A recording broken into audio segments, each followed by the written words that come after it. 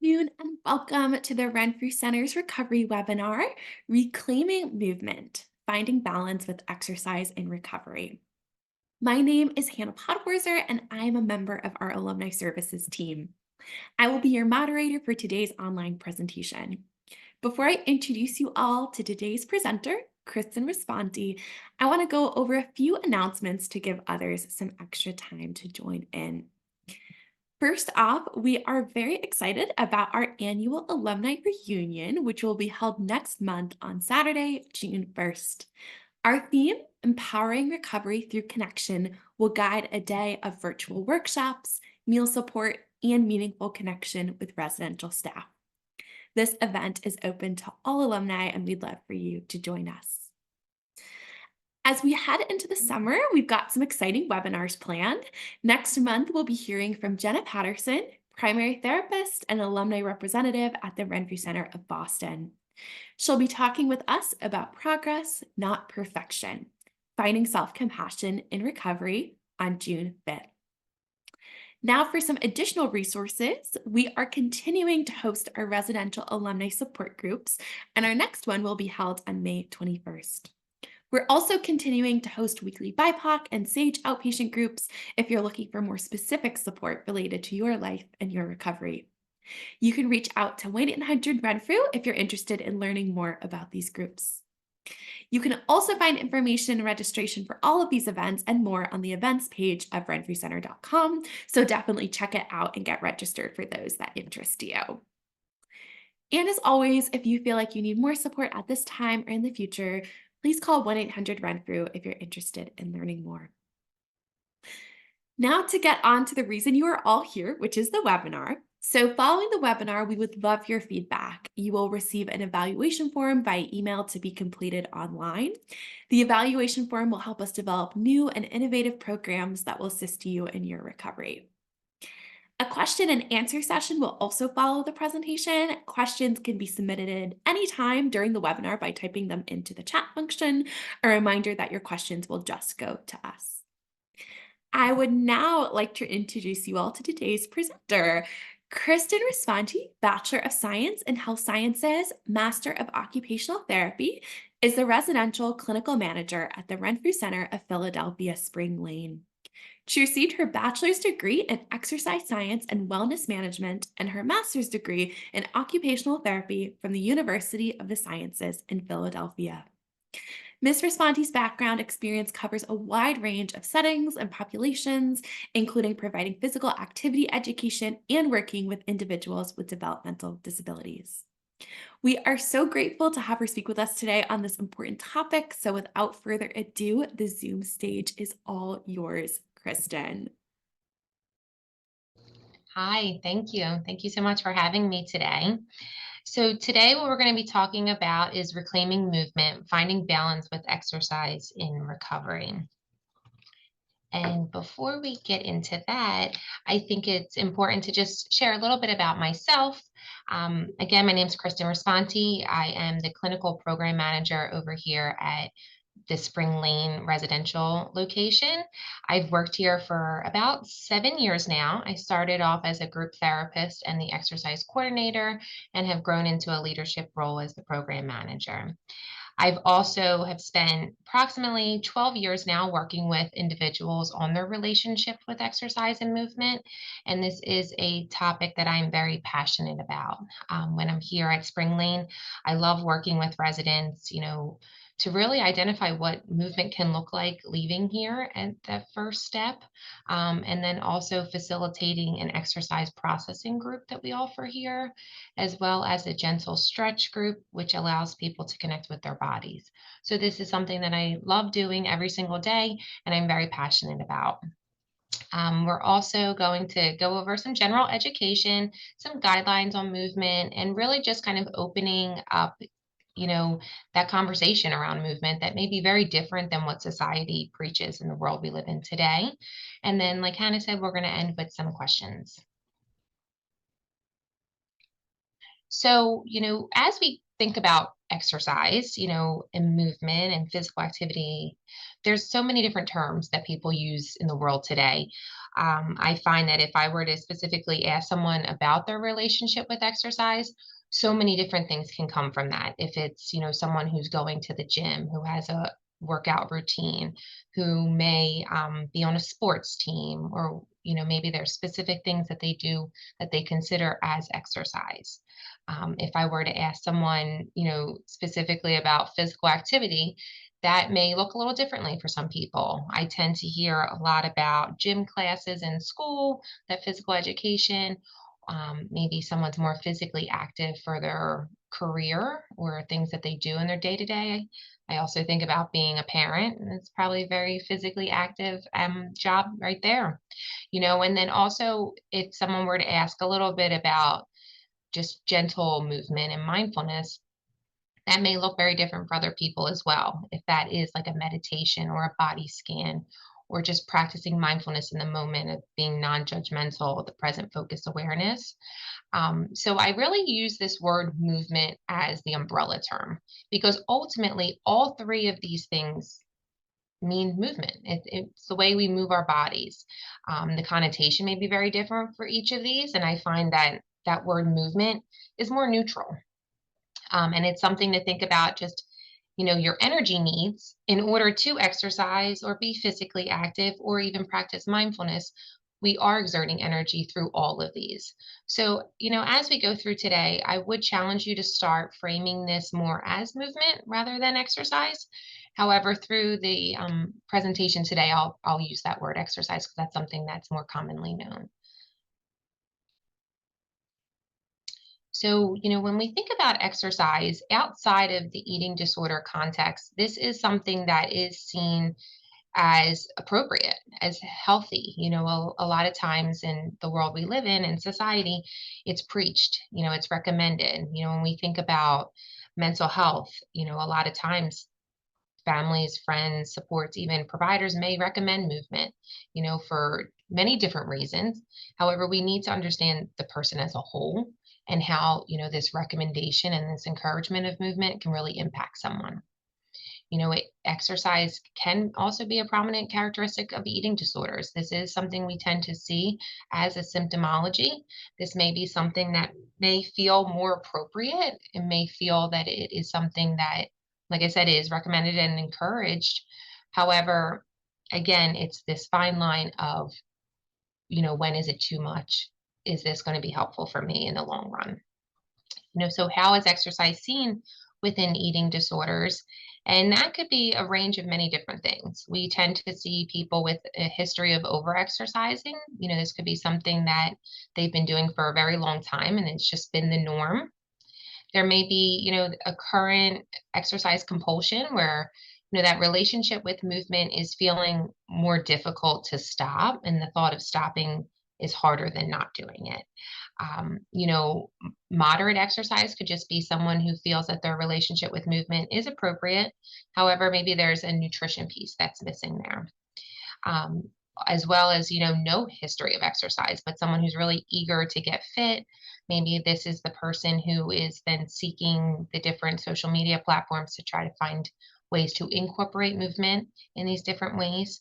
And then also we see the resistance to exercise. When we think about movement and exercise, there's many different ways, that people are engaging in that. And, sometimes that resistance is because they don't want to connect with their bodies, or it's the opposite, really connecting with your body is something that they enjoy doing, but they're pushing past those limits.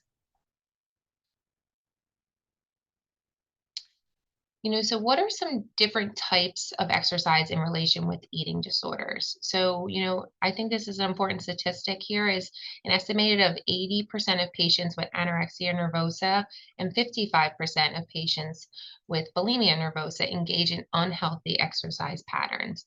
And when we talk about unhealthy exercise patterns here, we're looking at, not just, physically, maybe it's the emotional component as well. We're looking at, is this a appropriate amount of movement in addition to the nutrients? Noticing what the intention is behind what they're doing. Also thinking about, when we're going into this movement, how much of this is taking part of their day or their socialization away from, other aspects of their lives.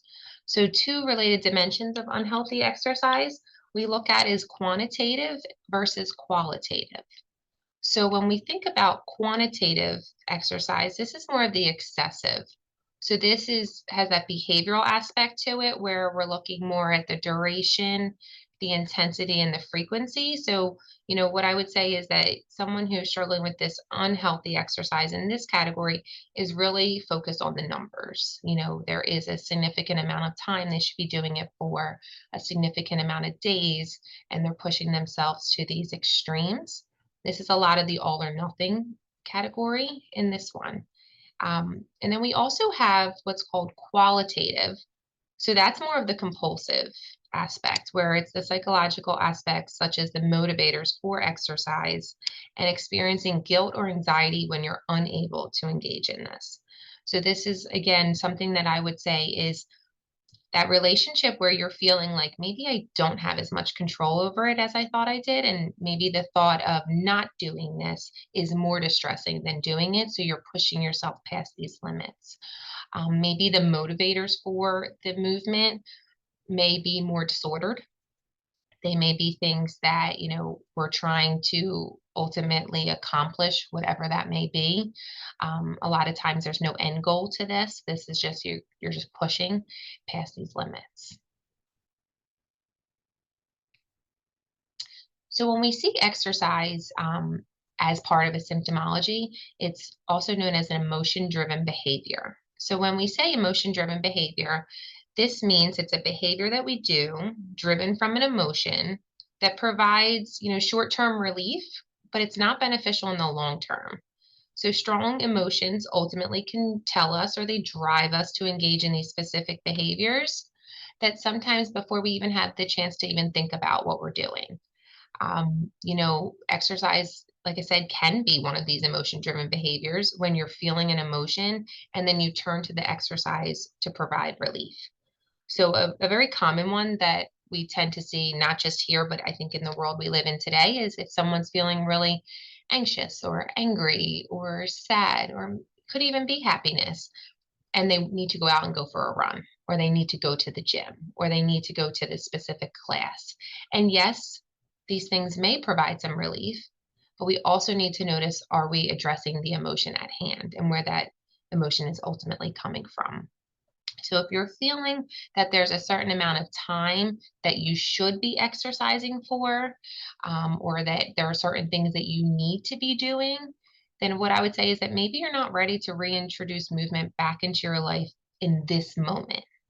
And that maybe you should take a break, take a rest. This doesn't mean forever. This doesn't mean, this is what it's always going to be. It's just in that moment, maybe that thought process, the intention may be more disordered.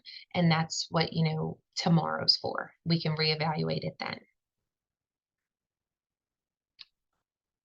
So, warning signs and symptoms of compulsive exercise. This is something that, maybe for some people, they don't necessarily consider their relationship compulsive, and that's okay.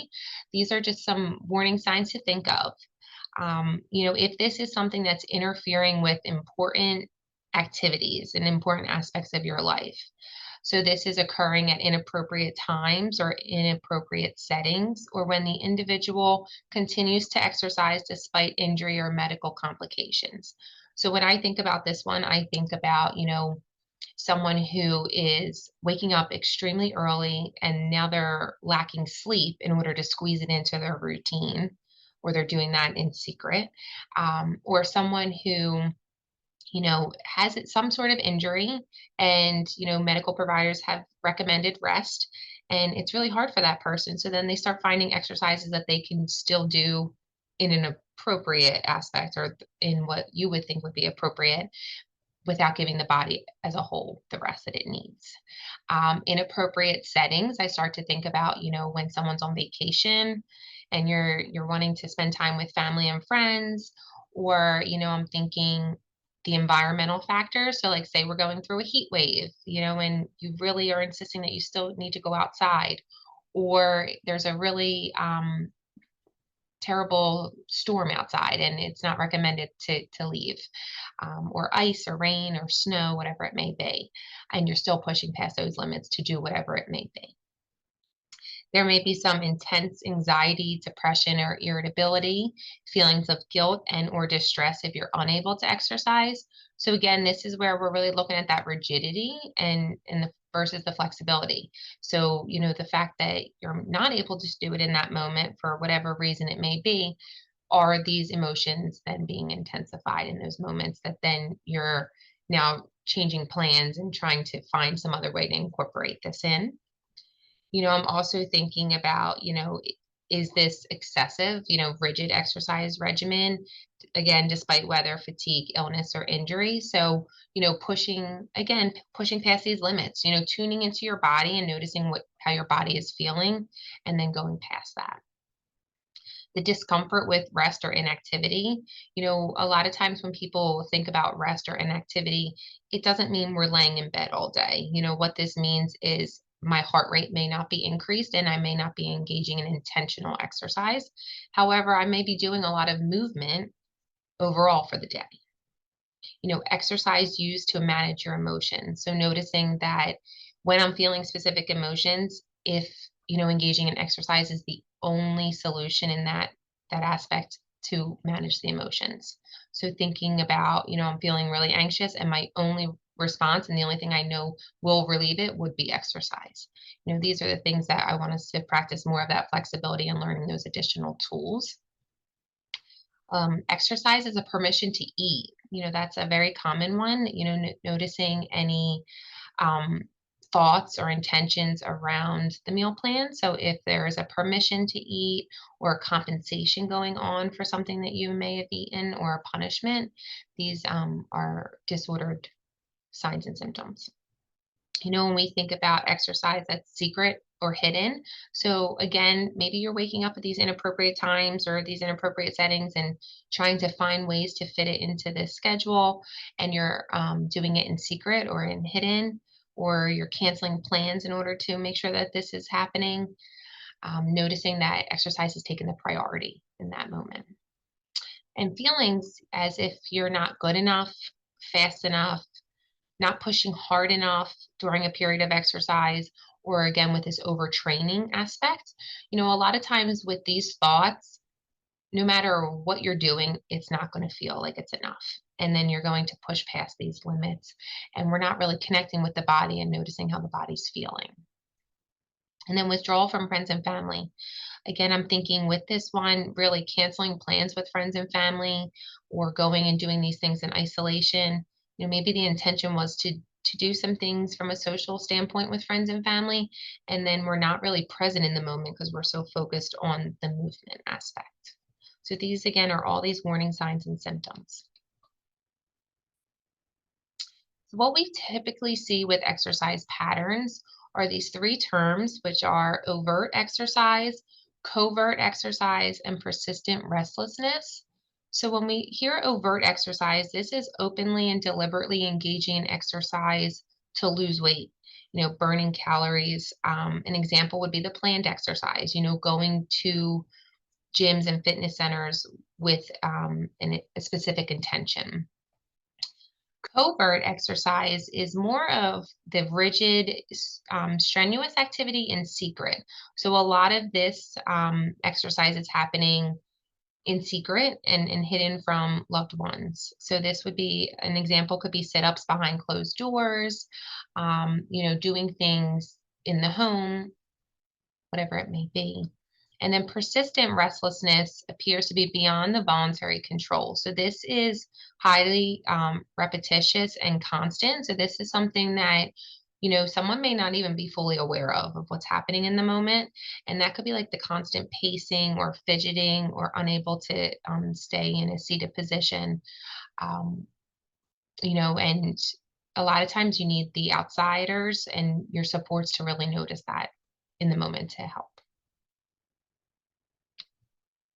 So what are some consequences of overexercise? I think to a certain extent, too much of anything can have a harmful impact when we think about exercise, pushing your body past these limits. This is what I'm going to discuss a lot about today.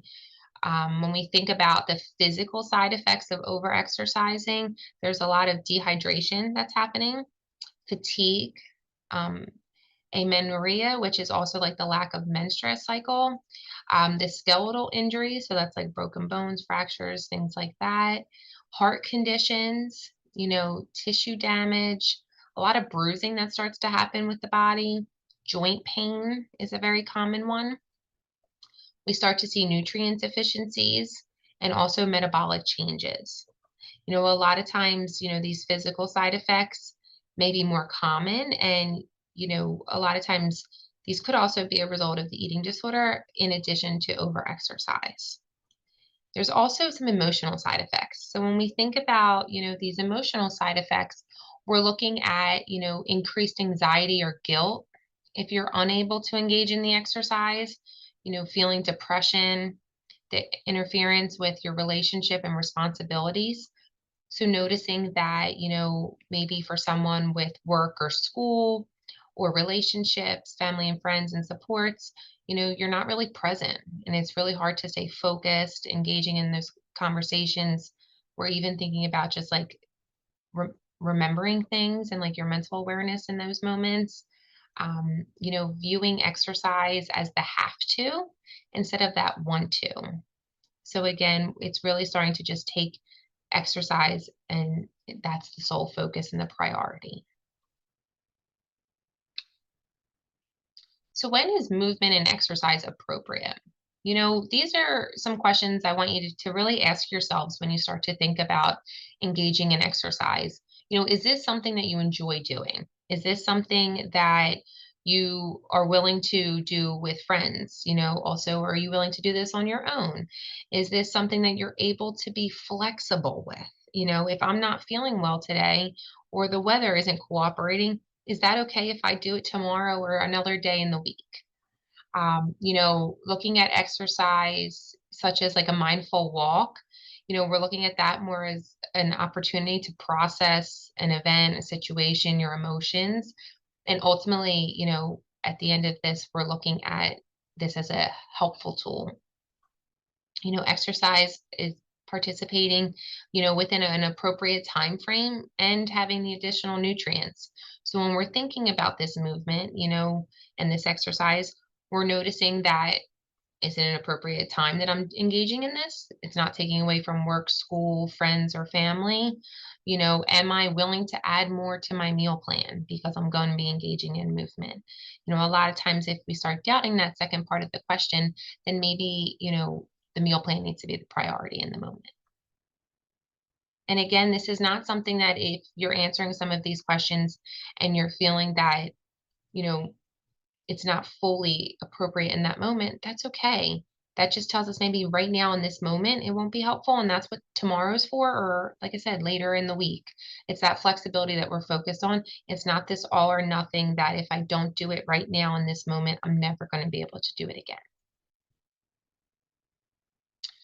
So when we think about this, what are the benefits of movement? These are things that a lot of times drive us to want to engage in exercise and movement because there are a lot of great benefits to it. It's something that, again, I feel like we hear a lot about, especially as, sports are playing, the weather is changing, commercials, social media. There's so many different platforms that then promote movement. But when we really think about these benefits, it needs to be a critical role in our overall well-being. So when we're thinking of ourselves, entirely with, eating disorder symptoms, thinking about what's best for me in recovery, whatever it may be, looking at movement not as the priority and the sole focus, but as part of the full picture.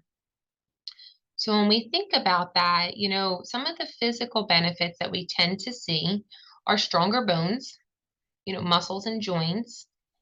It can help reduce the risk of fractures, thinking about just that recovery time and just building that strength.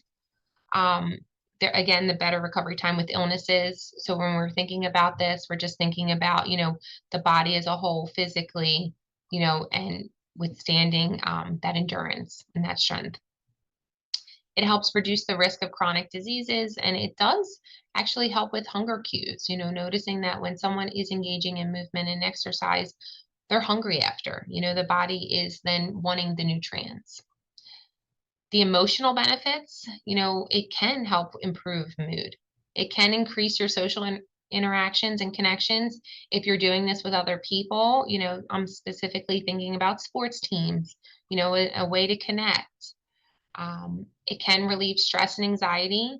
Again, when I think about this and how it ties into our emotions, I do just want to make sure that we are acknowledging, where the emotion is coming from and not just using the exercise to relieve it, ultimately processing the emotion as a whole. And then it does improve sleep patterns. A lot of times if we're engaging in movement, we are working the body's working through that, and it can help us at night when we're going to bed. So a lot of times here in Spring Lane, I get that question as people are starting to get ready for discharge of what will exercise look like? For someone, they may have taken some time off while they're here in residential, and they have the energy and they want to get back to everything. And that's understandable, right? The energy levels are there. You're excited. You want to get back to the things that you enjoy. However, I find that we need to incorporate this in slowly, and what I tend to do is use what's called the FIT principle to develop that appropriate routine. And FIT stands for FITT. The F is for frequency, the I is for intensity, one of the T's is for time, and the other one is for type. So this is a nice principle, especially for those who are thinking about their specific exercise routines in the moment right now. Noticing some of these questions as we go through it. So the frequency would be how often, how often are you going to engage in this movement or exercise? And when I think about that, I'm thinking specifically days of the week, that type of duration. When we think about intensity, we're thinking about the different levels, low, moderate, or intense. And yes, I do think that all three of these terms mean many different things to many different people. So what I tend to then think about is like our heart rate and, what's happening with our body. Am I able to incorporate this in slowly rather than jumping right into all of these intense things right away? And then I also find that if you're always doing these intense things, within your routine, can we provide like more variety and lower some of that intensity? So we're not feeling like we're doing the same thing all the time. When we think about time, we're really looking at this one when we think about the time frame. So again, with that frequency, how often, and then that time frame of for how long. When we think about the type, this is the specific activities that someone would engage in.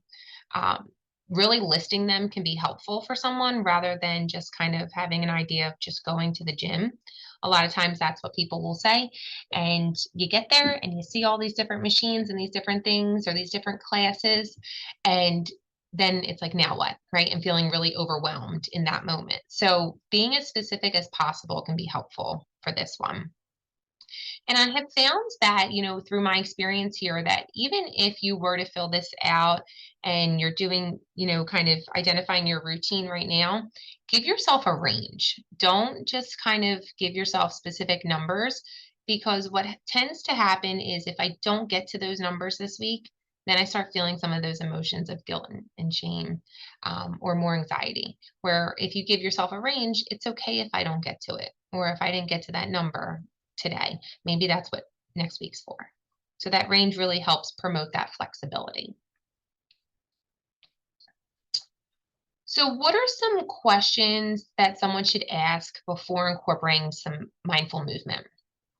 These are some of these questions I want you to think about in the moment, in the present moment, when you're about to incorporate the movement into your routine.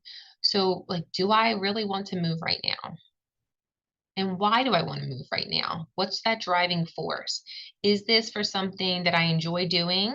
Is this something that I'm feeling because of X, Y, and Z reasons, feeling more anxiety, guilt, and shame? Or is this something that, I have the opportunity and I'm eager and I want to do this? what signals can my body send to indicate that I'm ready to be done moving? So this question really allows you to connect with your body and identify, at what point am I done? At what point have I, pushed my body to that limit, so to speak, without going over it? Thinking about those different physical side effects, thinking about, just feeling tired. Maybe, we're looking at our breath, we're looking at, how warm our body's feeling, really tuning into those physical sensations of what we're feeling in our body and noticing that that's our body's receptors kind of giving to our mind that we're done now. Am I taking care of myself? I think this is in a way, it's like a loaded question, right? When we think about taking care of myself, really looking at the person as a whole. Am I taking my medication as prescribed? Am I following my meal plan? Am I, doing the daily routine that I need to be doing, the activities of daily living? Am I showering, getting dressed, doing laundry, going to work? Um, I think also part of taking care of myself is that socialization. Am I still socializing? Am I able to connect with friends and family or supports? Um, or am I feeling like I'm starting to isolate? So that taking care of myself can mean a variety of different things when you think about that. And then am I properly fueled to move right now? So this is really looking at the body and the nutrients of, am I completing my meal plan? And also, am I willing to add additional exchanges or additional nutrients to my meal plan on the days that I'm incorporating movement?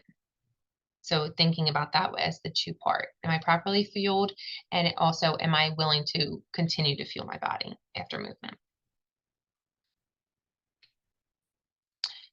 So when we just think about exercise, I am not a dietitian. So from an exercise standpoint and from as a therapist standpoint, I just like to think about increase of activity, which would equal increase in nutrition intake. And the way that we're looking at that is, you know, unfortunately, we have to kind of look at the meal plan closely linked with exercise because we are exerting energy. So we need to make sure the body is nourished properly.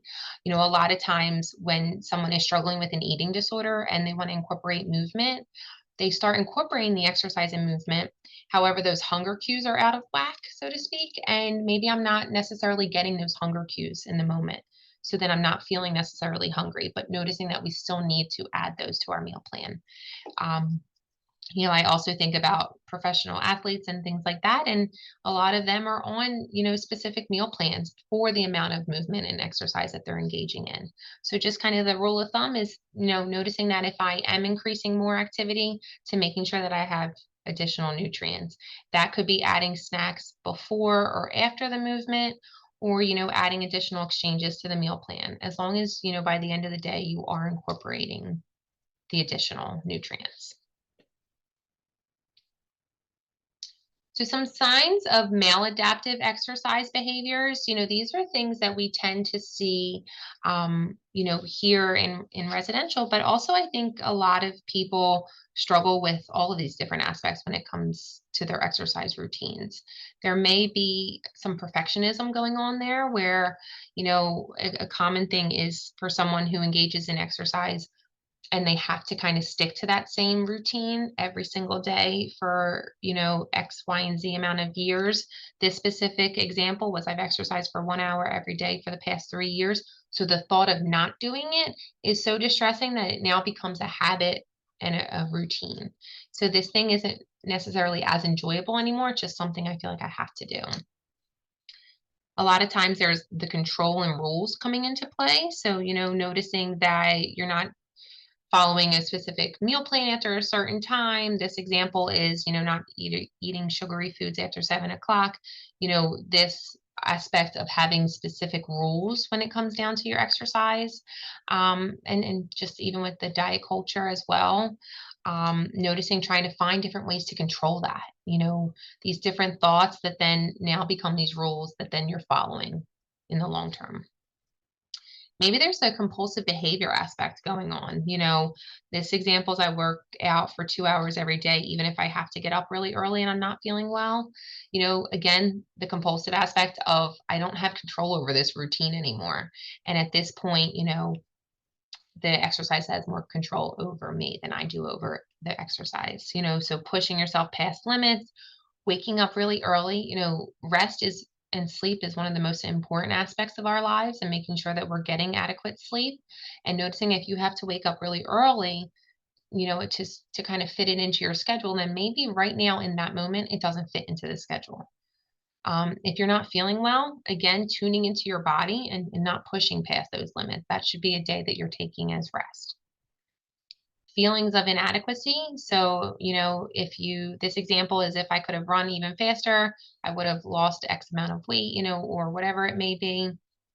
This component of adequacy is really difficult because, what I find is no matter how much you're pushing yourself and no matter how much you do, we ultimately aren't assisting in that adequacy at all. You're still feeling inadequate no matter what those limits are.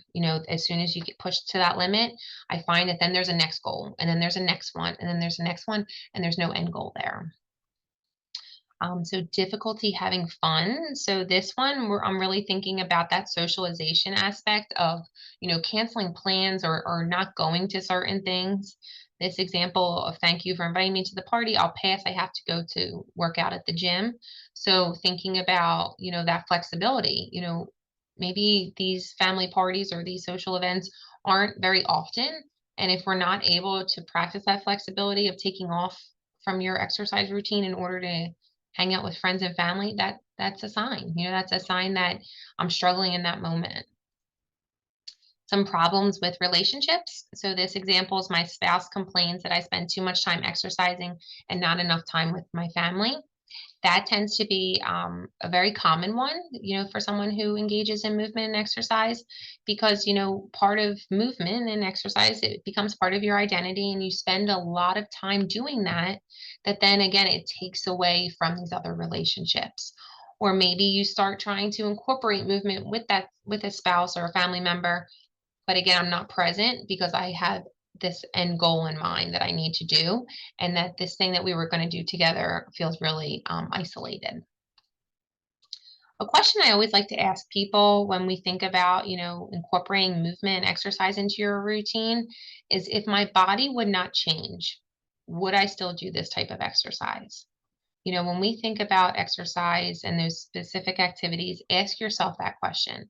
If my body would never change, would I still do it? And that really helps drive that thought process of, maybe this is more disordered, maybe this isn't something that's going to be helpful for me in this moment, and maybe this is something that I need to continue to work on with my team. So what are some suggestions on improving your relationship with exercise? This is something that a lot of people tend to ask questions about of, where do I go from here?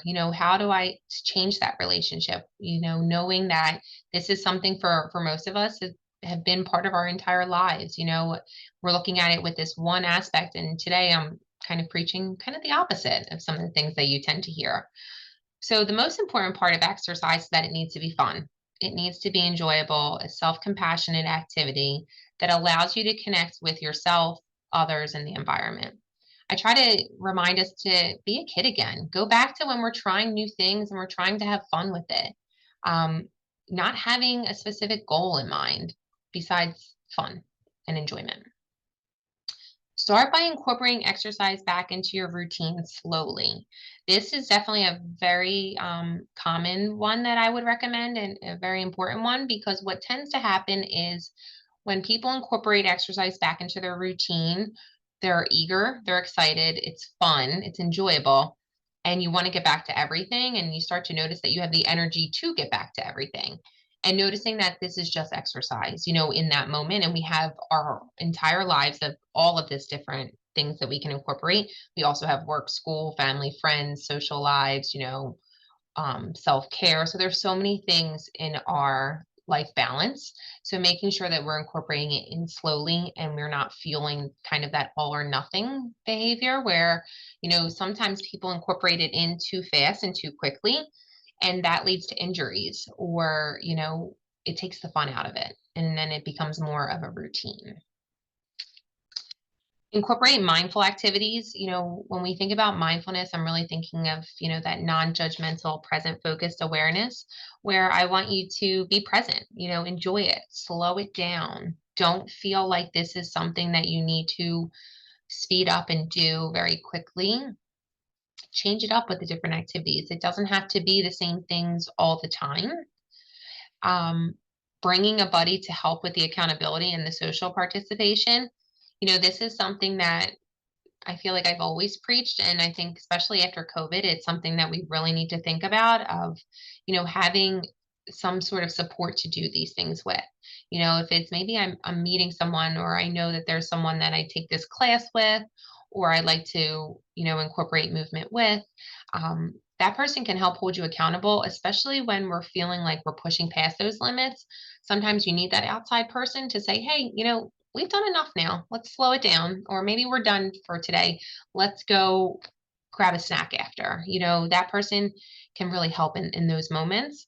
And also with the social participation, so we're not isolating. And then changing that routine up. So incorporate different activities that you enjoy.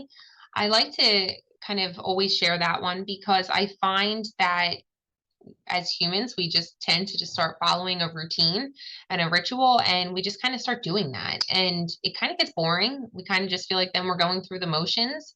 And I want you to practice that flexibility. Maybe some weeks I'm changing it up from a different thing, or I know I'm going on vacations, especially in the summer months approaching. Thinking about doing different things as seasons change. Maybe our different routines change, and that's okay too. So, what are some do's and don'ts when we think about exercise? Again, my hope is that this kind of can just help, reinforce some of the things I've been sharing today and also just kind of reminding you of these things. So, choosing activities, again, that you enjoy. I feel like I can say that a lot, but, I'm just really reminding you that this should be fun. you know, Finding that person to do it with, that social interaction, social participation. It also helps you to really be honest with your supports, especially knowing that you have someone with you for that accountability. If you may not have that opportunity to have someone with you, then maybe it's communicating with your treatment team or a partner or a friend, just so that it helps keep you honest, about what you're doing and not pushing past that. Starting off, moderately with a few minutes and then slowly increasing. Again, like I said, you're going to have the energy, you're going to want to get back to everything and just slow it down. What I find is that a lot of times physically, our bodies are able to, incorporate this in a faster way, but emotionally is what we're really focusing on by slowing it down. When we're thinking about keeping this slow, we're sitting with urges to want to do more. We're sitting with some of these urges and these thoughts and these behaviors in those moments that we're really practicing, that flexibility. Drink lots of water before, during, and after your workouts and exercise. So again, we're just thinking about staying hydrated and making sure that you have the additional nutrients to your meal plan. And then this is something that, it's just something that we preach, in the world today. It's just that cool down process of just kind of slowly relaxing the muscles and gradually lowering that heart rate. So a lot of times people will incorporate exercise in and then all of a sudden stop and then move to the next thing. So just kind of slow it down for the last few minutes of whatever it may be. What shouldn't someone do? The nots. What I would say is, try not to begin exercise without warming up. So again, thinking about just kind of how we slow it down, just kind of starting off slow and building it back up, not just going from all or nothing and nothing to all. So when we think about, what things we shouldn't do is trying not to compare, trying not to race someone or get really competitive in those moments, because what tends to happen is we're not connecting to our bodies. We have no idea, this other person and what we're comparing to. And what tends to happen is we risk injury. Trying not to fixate over weight loss, calories, time frame, mileage, changing your appearance of your body. A lot of times when it's number focused, we're not connecting with our body. And ultimately, something is driving that, which has to do with those numbers. And it's something that needs to be processed with your treatment team. Not exercising if your mindset is that exercise is a reward, a punishment, or a compensation. Because really, when we're thinking about this thought process, the intention is more disordered. And it tells me that the eating disorder is really driving those thoughts. It's really tying into that meal plan component as well. Trying not to exercise and letting yourself, in a way, get bored. So, trying to add new things to that routine, keep it fun, keep it, eventful and enjoyable. If you start getting bored with it, like I said, then it's just something you're doing, and it's not something that you're necessarily connecting with your body and doing in the long term for an appropriate reason. And don't forget about that appropriate nutrition. That's going to be very important. So exercise and recovery. So some of those takeaway messages, again, from kind of what I shared in the beginning, was looking at movement as this umbrella term. I find that this is something that we need to think about more often. This may not be something in the moment when you're hearing this for the first time you can fully understand. And what it tends to happen is really just think about movement as energy exertion. How are we moving our bodies? What's the intention of movement in that moment? What's my intention for exercise? What's my intention for physical activity? And what's my intention for mindfulness? Thinking that, again, exercise needs to be enjoyable, self compassion activity allows you to connect with yourself, others, with nature, with your environment. Um, Letting go of some of those old beliefs, open your mind to new beliefs regarding exercise and movement, and building a new relationship with it. My hope is that, something you heard today was different, and, is kind of giving you some room for thought. So bringing curiosity to exercise. So again, trying new things that are fun. You may be used to associating exercise with the have tos and the shoulds, that you don't recognize what you truly enjoy anymore. Listening to your body. Stop exercising when your body feels tired. It's okay if we're tired and we need a rest day. It's okay if I'm not feeling well. And again, that's what tomorrow or next week is for. Just because I'm stopping and not engaging in it today doesn't mean I'm never going to get back to it. So remembering to take those days off, listening to your body allows yourself to get the appropriate amount of rest in between those movement days. You know, Noticing the difference between fatigue and pain.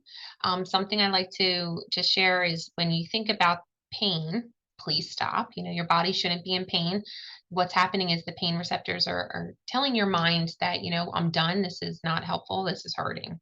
And that should be an indicator to stop. We use this acronym RICE, which is rest, ice, compression, and elevate. So we're thinking about, resting whatever part of our body is hurting, icing it if need be, compression, wrapping it if it needs to be, and elevation can really help. But again, if you're even thinking about RICE at that point, I hope that you're seeking a provider to identify what's going on in that moment. Incorporating structure. This is important in the beginning of recovery. Especially when I'm working with people who are leaving residential, I think developing some sort of guideline or recommendation or a plan can be really helpful. This should be with trained professionals, people who are working with someone with exercise, but also with eating disorders, because I think they are very different if you work with someone for an exercise plan versus an exercise plan with someone with an eating disorder.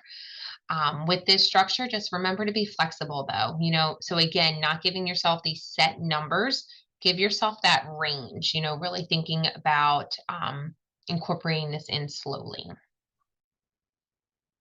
So being flexible, thinking about exercise at the gym is just not something that's like this rigorous session all the time. You're not always having to do cardio. I tend to hear that, a lot of the world we live in talks about cardio and the benefit of cardiovascular activity. And yes, there is. At the same time, if you're walking around doing more than usual on vacation, that's movement, right? If we're spending a day doing a lot of chores around the house, that's a significant amount of movement. weather changing, if I'm shoveling the snow or, getting ready for summer. So I'm doing some yard work, raking leaves. This is also movement. Add variety to your workouts, try new things. Maybe there's different classes that you like want to try. I find that classes can be really helpful because there is that time frame, and when the class is done, you're done. It's not this what's a couple more minutes and pushing past that. Strength training, again, just identifying what's my intention behind that. Trying a new sport, especially for the young adults and adults, there are these really fun ways to incorporate sports into your routine from a social standpoint where it's not so competitive, it's more about socializing. They have those a lot with the different communities, and just being open to share your exercise plan with your supports. If you are not willing to share that plan with your treatment team or your supports, and that's telling me that there might be some more awareness around that you have a feeling it may not go over well with your family and friends, that you're noticing that maybe this is a little too much. So sharing that plan is going to be very important. Being social, avoiding the secretive exercise, ask for a buddy when you need. Having someone go with you can really help, even with just bonding together and socializing. Completing the appropriate amount of nutrition after exercise. Instead of exercising to eat, make sure you're eating before to fuel your body and after to aid in the recovery process. Ensuring proper hydration before, during, and after exercise. Know what you like, reduce the comparisons, and don't feel pressured to like the same type of activity as a friend or a family member or, someone you saw on social media. We're all going to like different things. And being honest with yourself about your intention of the exercise. Even those with healthy relationships with exercise may have days where they have increased urges. And if your intention to exercise is not beneficial, let's take the day off. And then reminding yourself to set small, achievable goals. And here's some references, and that's what I have. Wonderful. Thank you so much, Kristen. This has been fabulous. We do have some time now for question answers. So for our attendees, if you haven't already, you are welcome to submit any questions by typing them into the question field on the chat toolbar. So, Kristen, our first question, there are a lot of tools out there, Apple Watches, Fitbits, various different fitness tracker apps. Can you talk a little bit more about these and recovery and how they might work? Yeah, absolutely. So, it's hard. I find that Apple Watches and Fitbits, there are so many benefits to them, when we're thinking about, the heart rate and things like that. Um, However, I think it's all about the intention. Why does someone want to have these things? Because at the same time, a lot of the indicators on there are, kind of pushing people past those limits, making sure that you're closing circles, reminding you that you're may not be moving as much as the watch or the apps or whatever it may be may want you to do. Um, you know, a lot of times it compares to like your friends and family if you're connected on there with those. So sometimes that can feel like it's taunting. So I think really looking at the emotional standpoint of, how does this make me feel when I'm wearing it? And am I able to be flexible with it? At least I think about myself when I had the Apple Watch, it died a lot, right? Like, and you have to charge it. And if the thought of, walking around where it died for the day is really distressing because now my numbers aren't on there, then that may be more of a problem, right? And that tells me that maybe I'm really focused on the number aspect. Um, at the same time, I do see that there are some benefits to it. It's just, how is that landing for someone and how does that feel? A lot of times, I always say, like with these apps, their intention is to get people moving. And they never really ask the second question of, did you properly fuel your body? And have you had enough nutrients today? I wish that these apps would have that question after. And sometimes, if it's not, that's not something that we need to really think about in those moments. We need to think about, is this going to be helpful for me in the long term? Am I able to practice flexibility? Um, how does it feel when I don't wear it versus when I do wear it? Such good insight. Thank you. We have had a couple folks in the chat that have spoken about fears around movement, avoidance around movement, specifically thinking about going back to a gym or other sort of fitness space where they maybe used to abuse that and obsess about what they saw in the mirrors there. And so I'm wondering if you could speak a little bit to like what you might say to someone who's experiencing that fear or avoidance around movements. Yeah, absolutely. That is absolutely a very valid and great question. It's something that, especially with I think just COVID, I always bring that back into this because that played a factor. When fitness centers were shut down, not having that period of doing those things. When we think about going back into exercise, going to gyms and things like that, noticing that that's where maybe the extremes were taking place, it's hard. You're going to be going back to old environments, and a lot of times our body's going to want to do the old routine. And then what tends to happen is we just fall right back into that cycle. So what's going to be helpful is, changing that up in some way. So if it is something, and you really do want to return back to that gym, let's change that up. Let's bring a support person with you. Um, change the specific routine so you're not falling back into that cycle, kind of making this a routine in recovery and starting off small, not feeling like you need to go there for a significant amount of time, changing that up even, if you knew that you went in the evenings, if it's possible, try to change that up. Changing, the different environments can be really helpful, the time frame, the supports.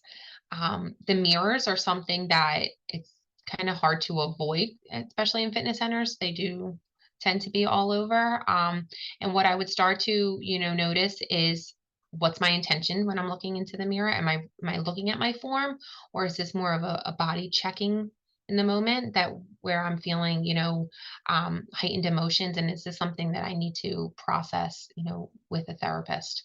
Um, there is the ability to do things outdoors. I find that even before COVID, I would recommend that people do things outside of the home, outside of your in a building, because there's so many things we can do outside with nature. If it's those walks and things like that.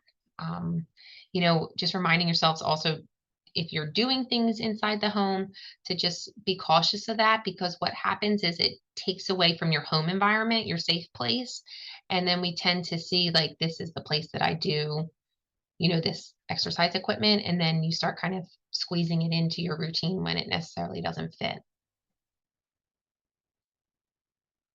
Absolutely. Thank you so much for that insight, Kristen. Our next question, I know you spoke a lot about movement being joyful, being fun.